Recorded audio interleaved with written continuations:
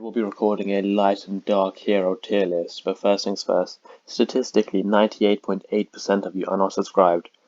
Please subscribe, it'll make me very happy, and it'll increase the quality of content you receive, so yep, like, subscribe, and here we go.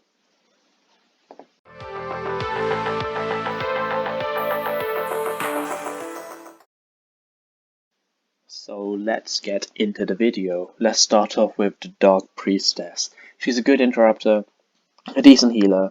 However, there are much better healers and interrupters out there in the game, even with both these traits, and she's not the best light and dark healer. So I'm gonna just, for light and dark heroes, put her in average. She's not great, not horrible, she's just a bit meh. Now let's move on to the defender. Yeah, this guy is just stinky. He's stinky for light and dark heroes. He's stinky regardless of whatever element. He's just stinky all around.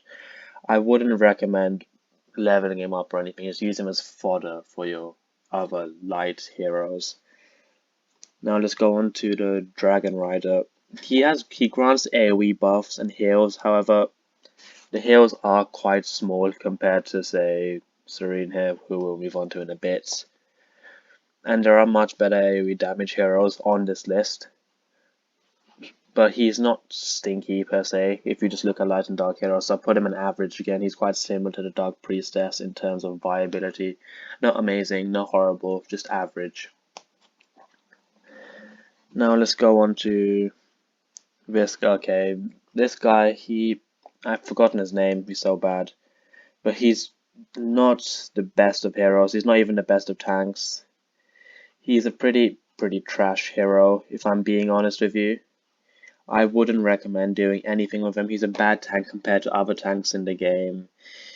His second ability is quite worthless, as it only reflects 30% of damage, and you still take 70%. He looks cool, but that's about it, so I'll put him in stinky. Now moving on to, let's look at the Monkey King. The Monkey King is an incredible hero. I would put him in God tier straight away. He can summon 2 doppelgangers. He's just like a better version of Kensei, who's also another God tier hero. He's a fire hero. We'll get to him later in a different video, hopefully. The Monkey King is probably the best assassin in the entire game, if I'm being honest with you. But it's very hard to get this guy to high level because he's, well, currently at the time of recording, he's only an event hero. That's a bit of a pain. And the fact that he's a light character just increases his viability, and he's an overall round just an incredible hero. And let's go to the Hunter, I believe. He's a very good hero which can silence other heroes, and the silence is just an incredible asset. It stops heroes from using their abilities for 5 seconds, which is incredible. He does very high damage. He's a very good hero, and making him a dark hero is just incredible too. So I'll put him in elite. He's not quite as good as Monkey King, but he's way better than these guys down here in average. Now let's look at Moonlight Prince. Yeah, this guy's pretty trash. I don't think he's that good. In my opinion, he's quite overrated. His damage isn't very high, and he doesn't really stun other heroes for long. However, he is better than these guys, so I guess I'll have to put him in average. But you could make a case to put him in stinky, but he's not in elite or god tier. But that's just my opinion. Some of your teams might be better. Now let's look at I've forgotten the name, the Night Princess, I believe. She does very high damage and can silence enemies, which is very good in the arena, so a very useful hero. But again, like the Monkey King, at the time of recording, she's only an event tier hero, which makes her quite hard to get up to higher stars and promotions. She has very good AoE damage, but she's better at the end game compared to at the start of the game. She's still a very good hero, but there are better alternatives out there early game. So I'll put her in elite. She's incredible, but she's gonna go in elite for now. This guy's probably better early game, but she's still an incredible hero. Now let's move on to the Night Sword, I believe, or I might have just butchered that name.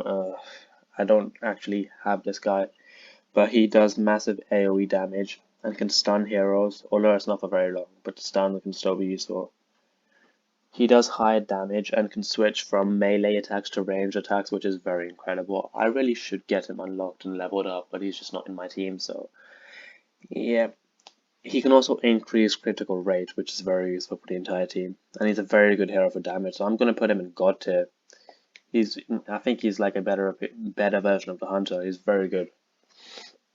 Now let's look at one of my favorite heroes in the entire game, Serene Guardian. She's, in my opinion, just the best healer in the game by quite a distance. She grants the entire team a shield, reduces cooldowns for the team. I mean, what else can you ask for? It's everything you'd need in a support/heal hero. Being a light hero also increases her viability, because she's only weak to dark heroes. And you won't find as many dark heroes as light heroes in the arenas nowadays. So yeah, she's just incredible and going straight from God to one of my favorite heroes. And as a plus, she looks like the girl from Goblin Slayer. So yeah, that's always quite funny, well, in my opinion anyways. Now let's look at the Sunlight Prince, or the Sun Prince I think. He does high damage and he fires his attacks very quickly, which means you can deal more damage in a shorter period of time. This makes him a very good hero, but he's quite, again, like a Monkey King and Night Princess. She's quite difficult. He's quite difficult to get up to high stars because he is an event-only hero. Actually, no, you have to buy him right now, I believe. Maybe they'll change that. I mean, I hope they change, but he's a very good hero. I'd love to have him in my team. But he can also increase his own stats, which is incredible. High damage, quick fire, yeah. I'm putting him in Elite for now. If he was more accessible, I'd put him in God tier, but for now, Elite's good enough, I think. Now moving on to another hero which I need to level up. I have enough, but the Time Walker. He is very good for crowd control and works very well with the Underlord. I have the Underlord in my team, but I'm trying to make a place for this guy here. It's just a bit of a struggle. I don't want to take out Kensei, but we'll go on to that some other time. He does very high damage. He's an excellent hero, and being a light hero makes him better anyways. If I were you, I would level him up as soon as you can. He's very useful and will most often be your MVP. So I'm putting him in God tier. One of the best light heroes in the entire game, and one of the best crowd control heroes in the entire game. Now, the Underlord. So you get this guy from the Hades event. He does very good AoE damage, and can also increase his own attack speed using his second ability. And when you get him into his ascended state, he's just absolutely incredible. In his ascended state, he's God tier. But otherwise, I'd put him in Elite if he's not in ascended. But for now, we'll just put him in God tier because, I mean, everyone's aiming to get him into his ascended state, aren't they? So yeah, this is my tier list for Light and Dark Heroes and Elemental Titans, 3D Idol Arena. Like and subscribe, let me know what you think. Am I wrong? Are there other heroes you bump up or push down maybe? And yeah, please like, subscribe, comment, let me know what else you want to see. I'd really appreciate all your comments. And yeah, this video just shows that the Light and Dark heroes are just better than the other heroes because most of them are in God tier, aren't they? But yeah, like, subscribe, and thank you. Have a good day.